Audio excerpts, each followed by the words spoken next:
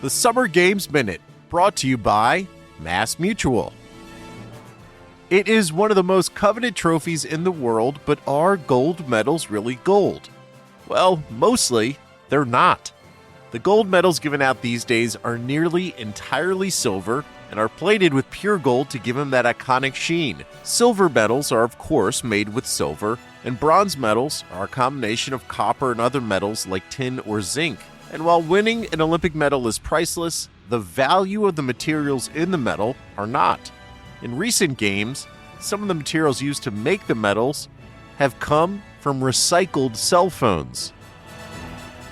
MassMutual celebrates women's sports history and understands the nuances in how women want and need to manage their finances. With quality product solutions and guidance, a MassMutual financial professional can help you plan for both short-term and long-term money goals. Learn more and get started at MassMutual.com. As you've probably heard by now, we've teamed up with BetMGM this season. We'll be using BetMGM lines to make all of our picks, and we'll have special offers for our listeners each week. If you haven't signed up for BetMGM yet, use bonus code The Athletic, and you'll get a 1-year subscription to The Athletic, plus up to a $1,500 first bet offer on your first wager with BetMGM. Here's how it works. Download the BetMGM app and sign up using bonus code The Athletic. Make your first deposit of at least $10. Place your first bet on any game and claim your voucher for a 1-year subscription to The Athletic. See BetMGM.com for terms. U.S. promotional offers not available in D.C., Mississippi, New York, Nevada, Ontario, or Puerto Rico. Gambling problem? Call 1-800-GAMBLER. Available in the U.S. Call 877-8-HOPE-NY or text HOPE-NY 467-369 in New York. Call 1-800-NEXT-STEP in Arizona. 1-800-327-5050 in Massachusetts. 1-800-BETS-OFF in Iowa. 1-800-270-7117 for confidential help in Michigan. 1-800-981-0023 in Puerto Rico. First bet offer for new customers only in partnership with Kansas Crossing Casino and Hotel. Don't forget, if you haven't signed up for BetMGM yet, use bonus code The Athletic, and you'll get a 1-year subscription to The Athletic, plus up to a $1,500 first bet offer on your first wager. Ryan Reynolds here from Mint Mobile. With the price of just about everything going up during inflation, we thought we'd bring our prices down. So to help us, we brought in a reverse auctioneer, which is apparently a thing. Mint Mobile Unlimited Premium Wireless. How to get 30, 30, bit to get 30, bit to get 20, 20, 20, bit to get 20, 20, bit to get 15, 15, 15, 15, just $15 a month? Sold! Give it a try at mintmobile.com/switch. $45 up front for 3 months plus taxes and fees. Promo rate for new customers for limited time. Unlimited more than 40 gigabytes per month. Slows full terms at mintmobile.com. The Athletic.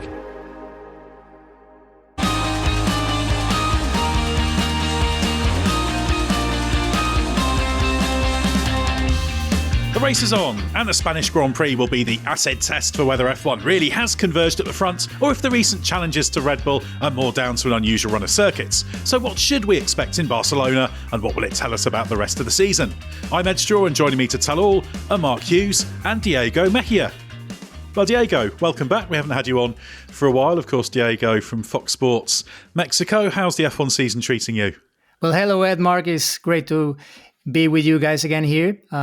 Season has been going well. It's been entertaining of lately with the different teams and drivers being able to be a match for Red Bull and Max at these last few tracks.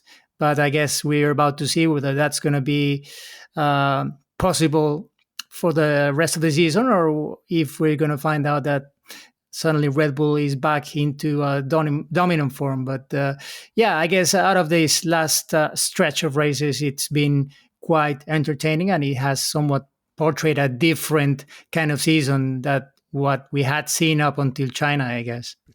And of course, Diego as well is the voice of the race in Spanish on YouTube. So if you'd rather hear something a little bit better and a bit more Spanish than you get from the likes of me and Scott on our videos, you can head there. And Mark Hughes as well, going to the Spanish Grand Prix. That's obviously classic territory, isn't it? One of the staple circuits.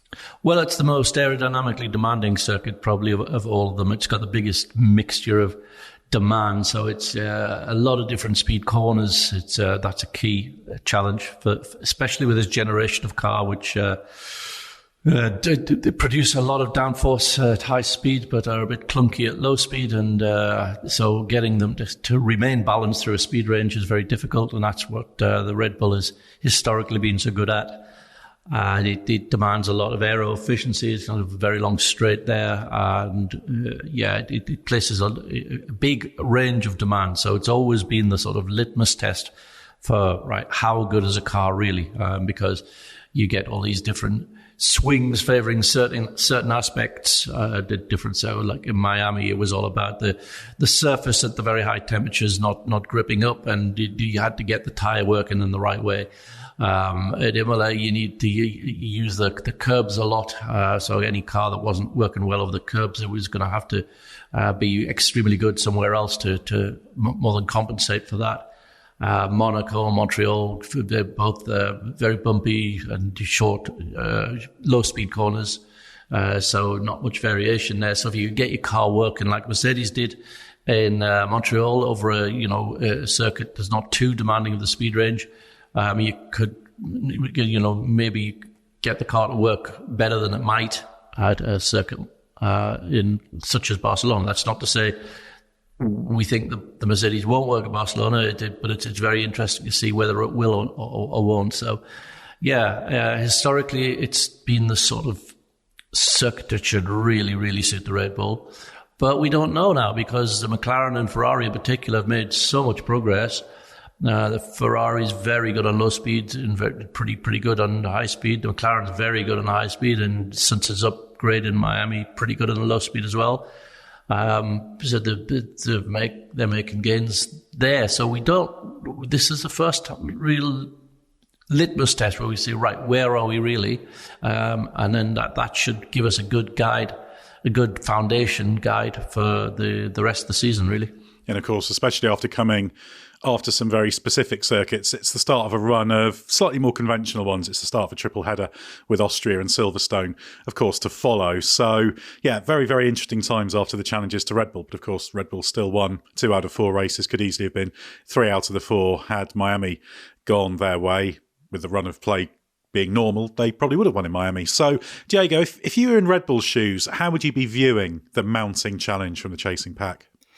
Well, I guess it's legitimate. I guess it's been a stretch of the season where we've seen very different tracks, as Mark was explaining very well.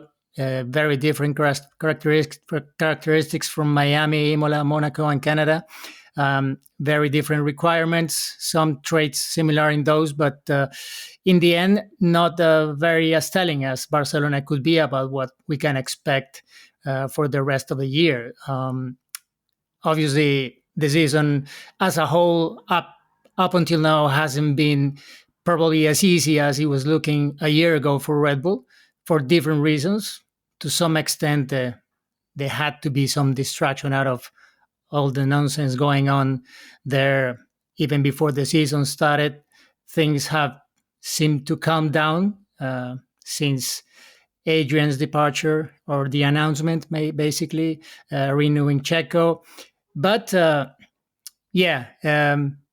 specifically, I guess, more Imola was a race which probably caught my eye, because it was when they last introduced a reasonable upgrade. And as you very well explained in this podcast some weeks ago, things didn't work straightforward. They had to do a lot of testing, a lot of simulation running, many hours for the sim drivers, and they finally got the car in a decent place and just managed to beat Lando Norris to the finish. So I think in some ways things aren't, as easy for Red Bull as they were a year ago. Let's see how this development battle continues to unfold. There's this talk of, convergence in performance, and that being somewhat of an explainer of why are we having this, battle, or what looks to be a battle, just watching the last 4 races, which have been very different to what we saw in the first 5. I mean, if you add the points from the drivers in the last 4 races, you'll have Verstappen just 11 points ahead of Norris, 22 ahead of Leclerc, who didn't score in the last one, Piastri back there, and Checo would be 8th in that ranking. So I guess it draws a picture of what has gone on recently. But I guess, we definitely need to see what happens, not only at this race, but how this battle unfolds, because there seems to be probably more performance to get from those teams trying to catch up with Red Bull than probably what Red Bull has still to show. I expected something big at Imola. It was a very tight win for Max there, but let's see how it pans out this weekend in Barcelona. It's interesting, isn't it, Mark? Because we've talked about some of the outlier circuits, Monaco perhaps the most extreme outlier on the calendar, but Barcelona's kind of slap bang in the middle, isn't it? Because of what you described, that wide range of corner speed profiles. So it's a real test of a car that can be the all-rounder, which the Red Bull has been. I think it was their third strongest circuit last year in terms of single lap pace percentage advantage over the rest. Suzuka was close, but maybe a tiny bit closer than that. And really, if you're Red Bull, you're going there expecting that you will have the edge. And if you don't have the edge, you'd be quite worried, wouldn't you? Yeah, you'd be going there nervously expecting, but I think being prepared for the bad news that might be on its way, which is that the others really have caught up, and it gets potentially very, very interesting indeed if we go to Barcelona and you have a very closely matched Red Bull, McLaren, Ferrari, Mercedes, jumble up that order a little bit any way you want. But then the Red Bull, even with the championship lead that Max currently has, you would not be confident. You would know that you were in for a fight. Like they haven't had since 21. The flip side of this coin, of course, is that while Red Bull might not have the comfortable car performance advantage they've often had, it's a great chance for them just to remind everyone how good they are at execution. Christian Horner was asked after the race in Canada what allowed them to win, and he just said just really good execution by team and driver. And obviously in Max Verstappen, they've got somebody who is always pushing for the absolute maximum, delivers brilliantly. The race team makes hardly any mistakes. They're generally very good at getting the best out of the car. So I guess that, Diego, is a strength that doesn't go away no matter what the car pace is. Red Bull are a razor-sharp racing team, and this will throw that. This period's throwing that into stark relief, isn't it? Yeah, absolutely. I mean, out of those last 4 races I've mentioned before, I guess Max won 2 of them, which were weekends where Red Bull probably wasn't the best team. I mean, wasn't the fastest team, I'd say. Probably it was the best team because together they made the right choices, not only in terms of strategy, but in the end, setup. Everything allowed them to win where probably other drivers or other teams should have won just based purely on performance. But that's definitely something that's not going to go away. Right now, and looking at those last 4 races, Red Bull is battling basically with Max. Checo needs to catch up, but we'll touch on that later, I guess. But yeah, that's a strength. You don't see that going away because, things have been much more calm at Red Bull for the past few weeks after the very, difficult start to the year. But yeah, we'll see. I mean, until I'd say probably, Japan, maybe even China, we were used to seeing Max win by this sort of pit stop worth a gap to second place. We'll see if that's going to be the case again or not. But I hope it's not, because that would open the options of having more of a battle at the front, at least for the fight for the win every weekend.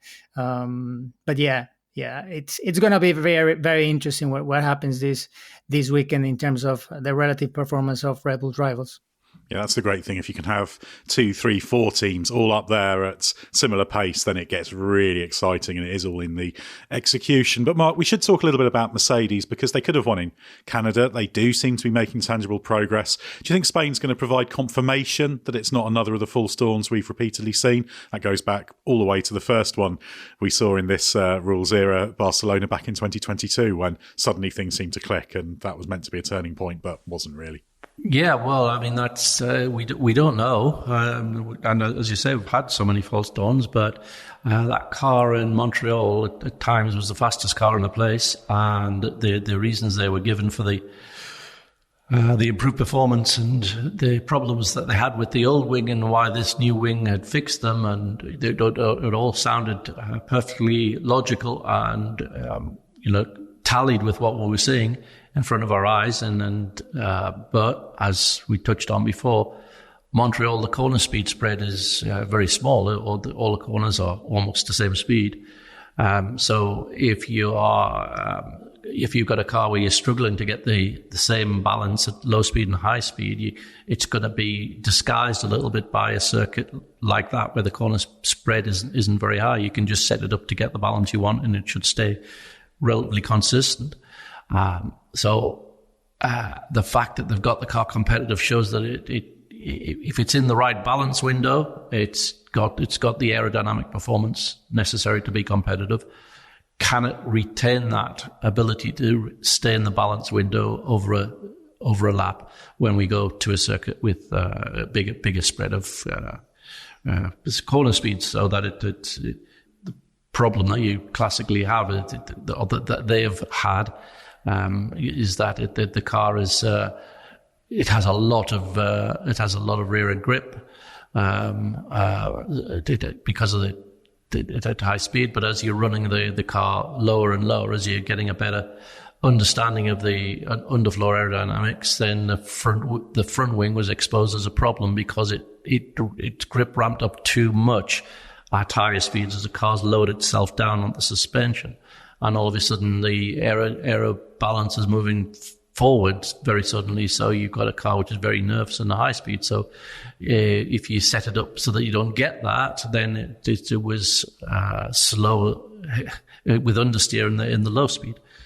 So if they've really, really cracked that problem rather than just improved it, then it will show at Barcelona.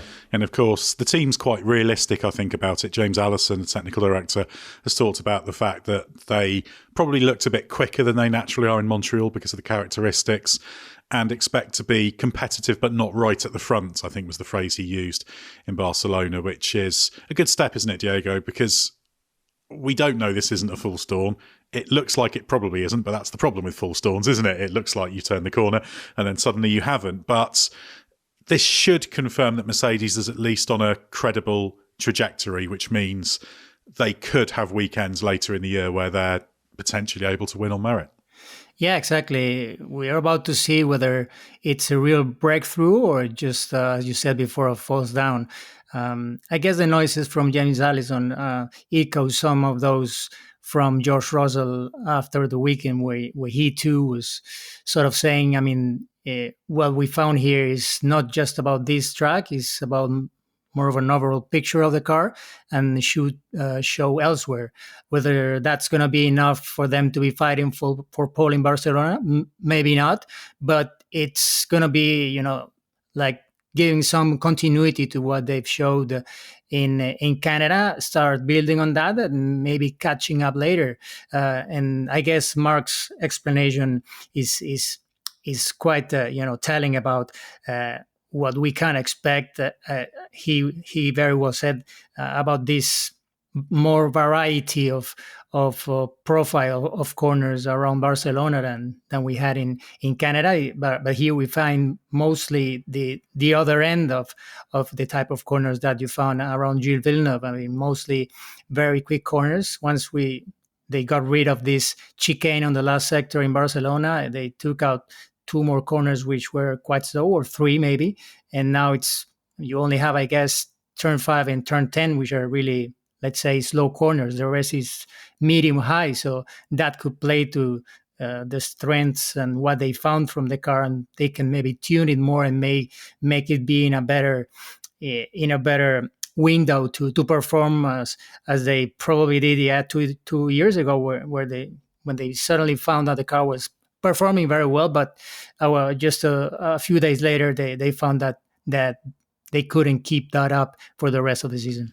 And I think the great thing is the fact that there's now 3 teams we can talk about as challenging Red Bull on any given weekend, that means there should be one of those cars with its different characteristics is at least able to be close enough to make something happen. I think Red Bull will probably win more races than the other teams to the rest of the season. They probably should still win the championship. Still a long way to go, could change, but that's just great for people tuning in to watch on the weekend because there's real battles to be had, and Red Bull won't have that margin. You know we love talking stats here at The Athletic. Here's one that's super simple to remember. Discover automatically doubles the cash back you've earned on your credit card at the end of your first year with Cash Back Match. That means with Discover, you could turn $150 cash back to $300. That's right, you could put it towards some memorabilia you've had your eye on or treat yourself to a premium sports network. You earn and Discover doubles. See terms at discover.com/credit card. We'll get back to the pod in a moment, but first of all, let me tell you about Grammarly.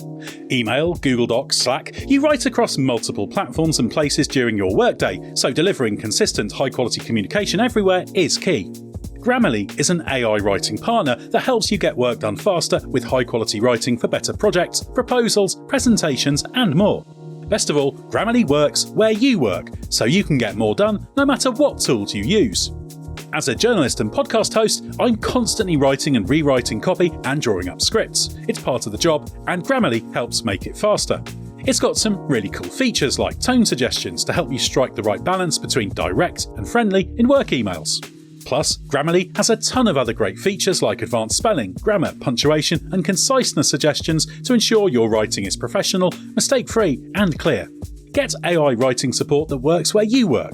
Sign up and download for free at grammarly.com/podcast. That's GRAMMARLY.com/podcast. Easier said, done.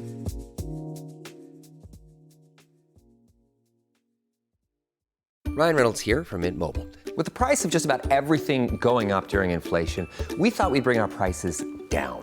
So to help us, we brought in a reverse auctioneer, which is apparently a thing. Mint Mobile Unlimited Premium Wireless. How to get 30, 30, bit to get 30, bit to get 20, 20, 20, bit to get 20, 20, bit to get 15, 15, 15, 15, just $15 a month? Sold! Give it a try at mintmobile.com/switch. $45 up front for 3 months plus taxes and fees. Promo rate for new customers for limited time. Unlimited more than 40 gigabytes per month. Slows full terms at mintmobile.com. Before we get on to our next topic, a quick reminder that the Race Members Club is now available on Patreon. We launched that last week and we're delighted to say we've had a great uptake. So hello to everyone who's listening to this ad-free in our Patreon feed already. Now, the Race Members Club continues unchanged for existing members who want to stick with that. It's not going to impact what you're getting, so hello to you as well. But Patreon allows us to further develop our members offering. And of course, everything you've always got for free from the race, including this podcast, will continue. So if you are listening to this via Patreon, leave us a comment under this episode in the Patreon feed to say hello. Right, well, let's move on to the topic we're contractually obliged to address when we have you on, Diego, because of your specialist insight, and that's Checo Perez. Obviously, you focus on him a lot through your Fox Sports Mexico work. What do you make of his recent troubles? Well, it looks very much like last year. I must say, at some point, it's starting to develop exactly in the same way. Probably what Checo and his side of the garage do will somewhat dictate whether it ends in the same way or if he has already touched bottom, and Canada was the lowest point of this downward spiral that he has been into since a few races ago. I guess since the car hasn't been in the right window, since they introduced the upgrades in Imola, he has struggled a lot more with the car than Max. Basically, since the others have catch up, Checo has been in trouble with the car, not being able to perform as close as Max as he was. I mean, we remember in Japan, in Suzuka, it must have been probably one of his best ever qualifyings. Probably wasn't Max's ultimate lap around Suzuka, but Checo got very, very close to Max there. But since then, he hasn't been able to replicate that. And now that the car is not as dominant as he was right until Suzuka, he finds himself, losing to many other drivers and many other teams and being farther down. sometimes 0.3 or 0.2 of a second away from Max means that he's not able to go through Q3 or Q2 even. So that's put him in a very difficult place. This year, his approach is quite different. Last year, at the end of the year, he found out that he basically had been trying to tune the car in such a way that he would be able to get a better feeling of it. And even if that meant deviating from Max's setup, he thought that going through that way, he would find the pace that he needed to be close to Max. In the end, that wasn't the case. He admits that was a mistake. So this year, his approach is much more trying to stay close to what Max is doing. Maybe the little differences here and there to fine tune the car around what he needs. But he's putting more the weight on him to try to adapt more to what the car needs to be quick than adapting the car to what he needs. I remember at some point in the recent races, not exactly which race, but I was listening to his radio and he was asked by Hughes-Bird, his engineer, about what he needed in terms of a setup change they were going to do, and Checo's reply was, "What is Max doing?" And Hughes-Bird replied, "What do you need?" Like, okay, we understand that we don't want to deviate too much from what Max is doing, but let's not get obsessed by that philosophy. So it's very hard for him at the moment. Hopefully, the strengths of the RB20 that we expect to see at Barcelona allow him to get in the right place in terms of putting the car where he needs to put it, basically being 2-3 tenths away from Max at the most in qualifying. At some shorter laps like Red Bull, that can be a lot, so he needs to be much, much closer. I guess probably then the team needs to sort of adjust his run plans and some things around what Checo needs to, because he definitely takes a little more time to adapt to a car that is not very easy to drive. But if the team gives him what he needs and he delivers, he should be up there where he was at the beginning of the year. Let's see. Yeah, you said at the start of the season at the launch, I remember asking him, because he was talking about learnings from last year. And I said, well, do you mean one of the things is making sure you're focusing on yourself, doing your own thing rather than trying to duplicate Max? And he said, yeah, absolutely, focusing on myself. But as you've alluded to there, maybe when things get a bit difficult, it starts to become harder to do that and easier to look on the other side of the garage and try and emulate. But Mark, is it just a case of the trend we often see when you've got a very good driver alongside a great one? Often we see as the car is developed and maybe pushed into a range that can be quicker but trickier, which is where Max can take a car, you tend to see a bit more of a gap develop. I think we saw this on occasions with Bottas and Hamilton as well. Yeah, I think there's an element of that. There's an element of that difficulty then feeding on itself in terms of your confidence, and you get into a bit of a downward spiral as well, psychologically. I think that his best stuff seems to be when the car is relatively stable and benign. But as soon as they develop it in a direction which is probably led by Max's feedback, not Max deliberately sort of taking a car away from Checo, just Max asking for things that that he wants from the car to be quicker. The car tends to become edgier. It certainly has the last couple of seasons. In that you need to be a bit more able to handle its nervousness in order to extract its ultimately better potential. But it can be a lonely place if the other driver's excelling in that process and you seem to be going in the opposite direction. So that they're not going to follow you. If the car's if this direction is making the car go quicker with Max, they're not going to have much time to consider what you need. You're just going to have to get set up as good as you can get it within whatever the new constraints are of the car as it's been developed. And that's a very, I can imagine that's a very taxing and demanding and lonely place to be. We've seen in the past Checo many times bounce back from difficulties. He's quite tough mentally, I think. But no matter how mentally tough you are, that's for a sportsman, an elite sportsman, competing at this level, that's going to hurt, and it's going to do some psychological damage. There's one suggestion going around, Diego, that I must admit I'm not really on board with.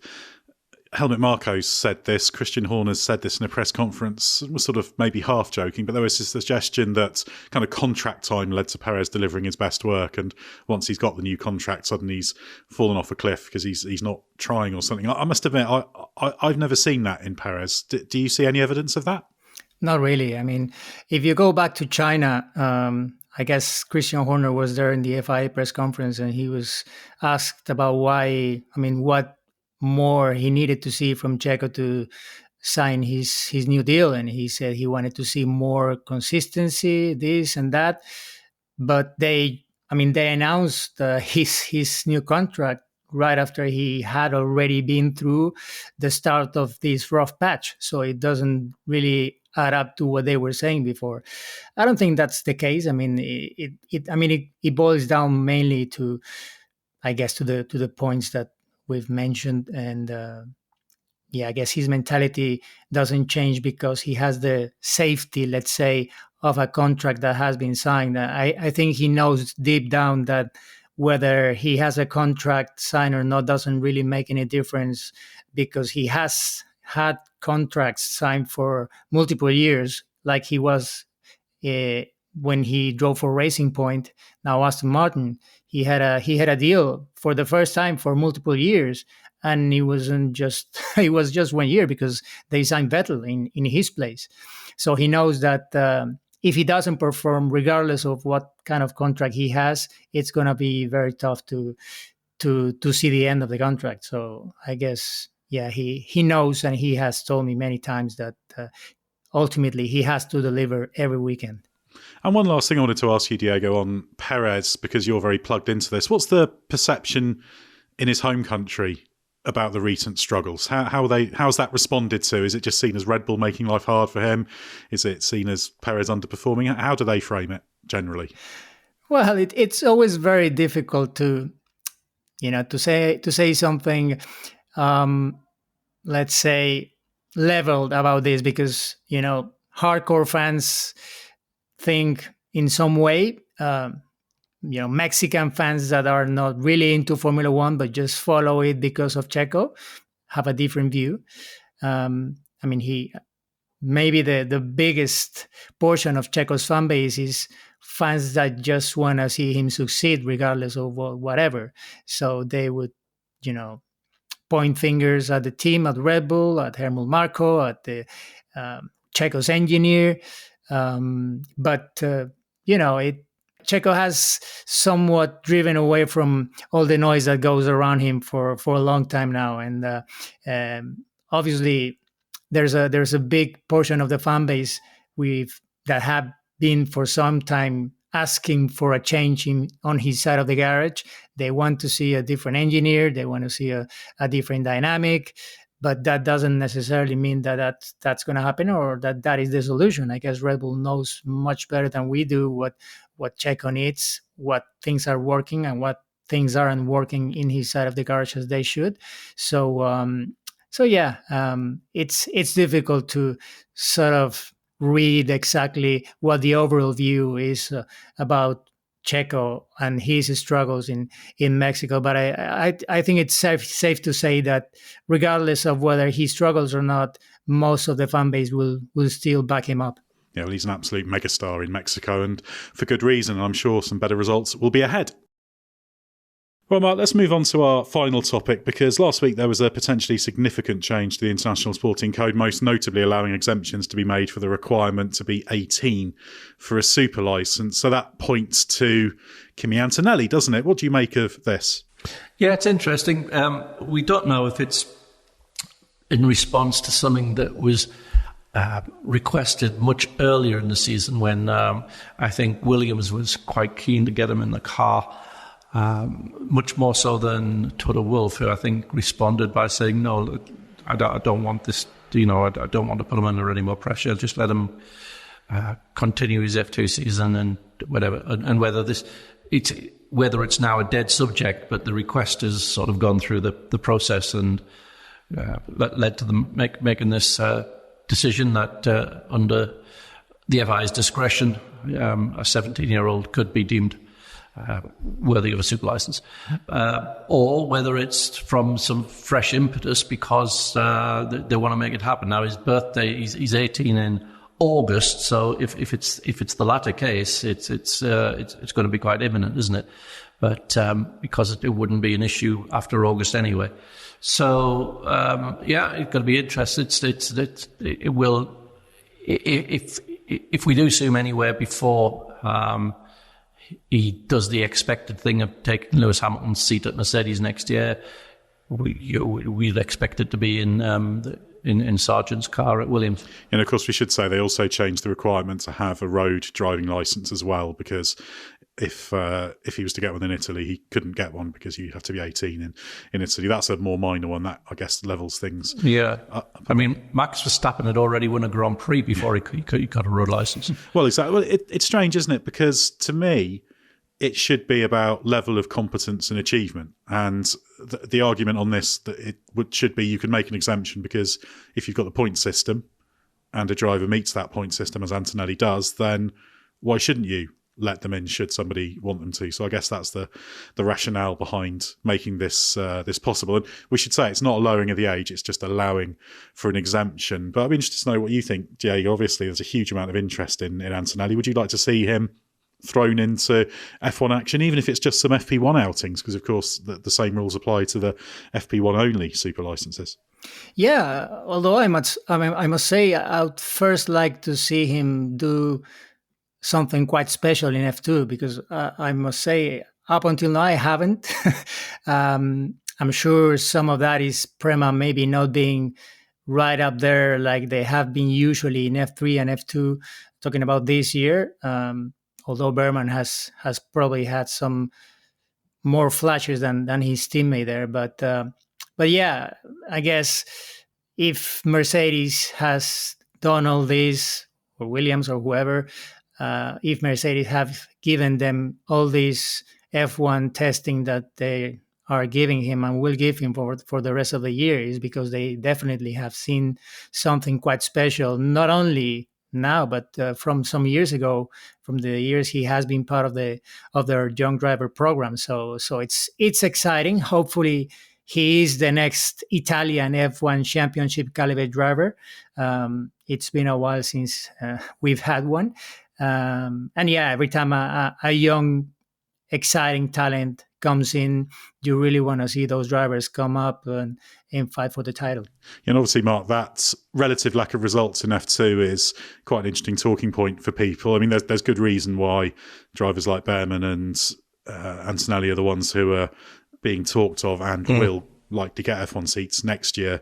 And it just shows, doesn't it, that if you're with a team, even in one-make racing, even a great team like Prema in a one-make series, if they haven't quite got a handle on the car, it can actually make it very difficult for outstanding drivers to show what they can do.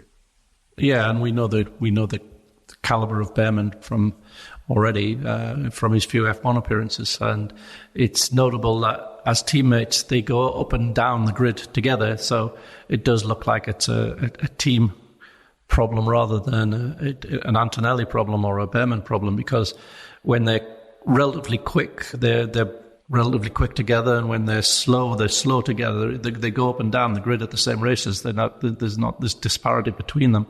So it does look like they haven't got a handle on the car. I've spoken to Antonelli about what he feels it's lacking, and he said it's just you cannot drive it in the way that you really need to fully extract your entry speed. He said because the race stability just doesn't allow you to lean on it. It just, not that you can't, not that it's going to throw you off the road, just that it doesn't respond. It doesn't give you the consistency of response to be able to drive it in the way that you want. And he's interestingly said that the 22 Mercedes, which is the original ground effect Mercedes pretty much universally trashed by George Russell and Lewis Hamilton as a bad car. He said that car feels fantastic. And he said for him, he says, I can drive it exactly the way I want. And he said that car just is beautiful. But he's taken a very different reference point than the others. Of course, he's taken his reference as his F2 car. But it's interesting. He says, I can drive that car exactly how I want to drive it, whereas the F2 car at the moment, I can't. He said, he thought that we're making progress and getting towards a better level of understanding why it was like this. But this was a couple of races ago. So I think, hopefully we'll see that special performance in F2 before too much longer. Interesting that it's even a bad, what's termed as a bad car. He loves. So let's see.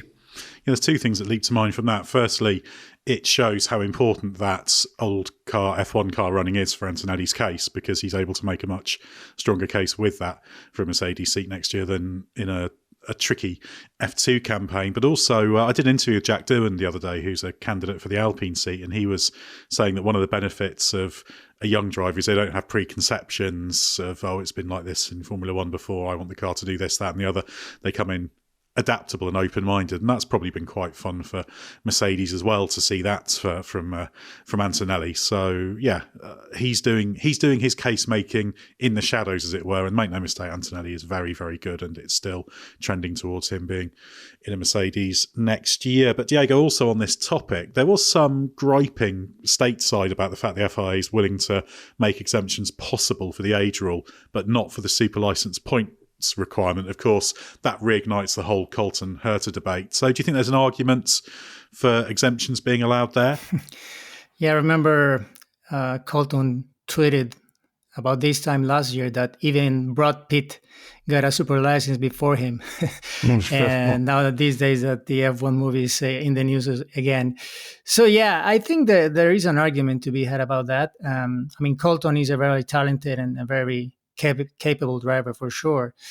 There's been a lot of talk about how good he was compared to Norris back in their early days in the lower formula in the UK. Some drivers develop much better than others, so it's very hard to judge how good Herta can be in F1 if he was given the chance based on what happened many years ago in a very low power, low aero car. Some of the arguments that were given at the time for denying his super license, I quite don't understand fully, but I guess it goes basically to not going through the ring, and by the ring I mean F3 and F2, because if you compare it's two different cases. Herta basically made his career he had some in the UK and Europe. He did the Spanish Formula 3 and he won many races there, but he didn't do the current F3 or GP3.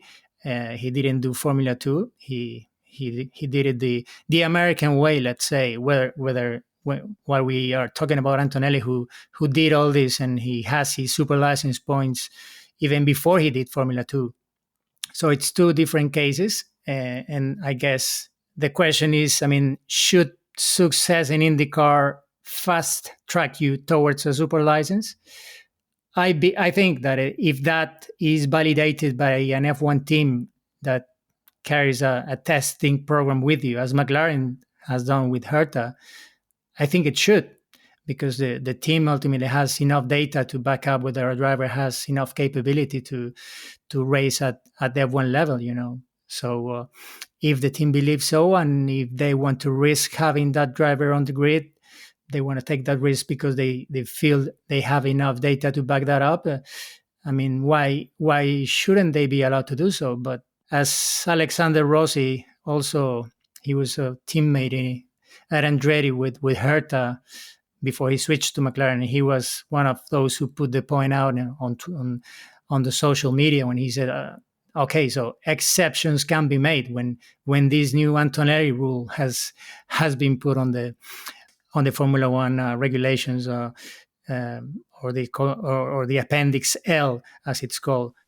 I think there's also a couple of different things going on here, because actually, if I don't think the argument that if they're willing to make it possible to have exemptions for the age rule, they should be willing to make exemptions for the license points rule. I don't think that holds water, because you can make exceptions on age ground in exceptional circumstances if they hit the points, because your points is your primary measure. However, I do agree that the IndyCar points should be upped, because, I mean, for example, you finish fourth in F2, you get 30 points. Finish fourth in IndyCar, you get 10 points. So I think things can be upped. If you're first in IndyCar, you get 40 points, which is super license access.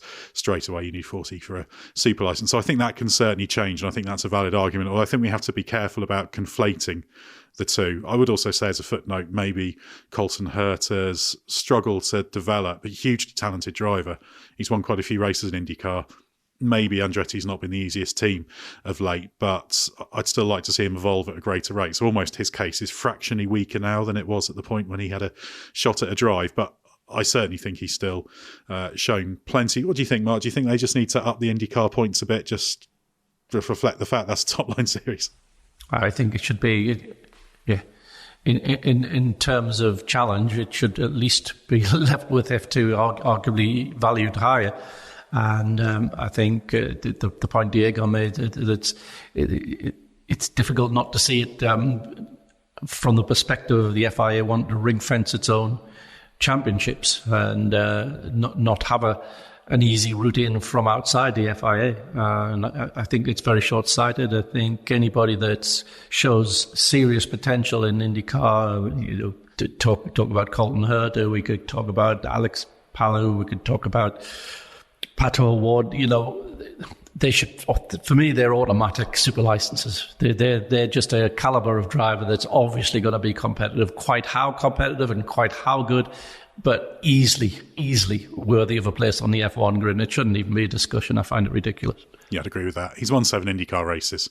If you do that shows you're capable. So I think it's about reframing the points. I wouldn't like a situation where you have to make an exception to the points for these drivers. You should change the points. So I think that's the simple solution there. Whether that will change, who knows? But yeah, it's just a little bit needless, and I think there is a little bit of politics at play in that one. Although personally, I don't actually think it's F1 being anti-American. That's not my view. I just think it's F1 just being a little bit too focused in its own little ecosystem. But anyway, that debate's going to run and run. Well, thanks, Diego and Mark, for your insights. Some great stuff there. Head to therace.com, loads to read. Our YouTube channel as well, where both in English and Spanish you can watch our videos, and plenty of other podcasts, including our IndyCar podcast with Jack Benyon and JR Hildebrand, which is well worth a listen, seeing as we've been touching on IndyCar in this podcast. We're going to pack our bags and head off to Barcelona now, so stay with us for everything you need to know from the Spanish Grand Prix.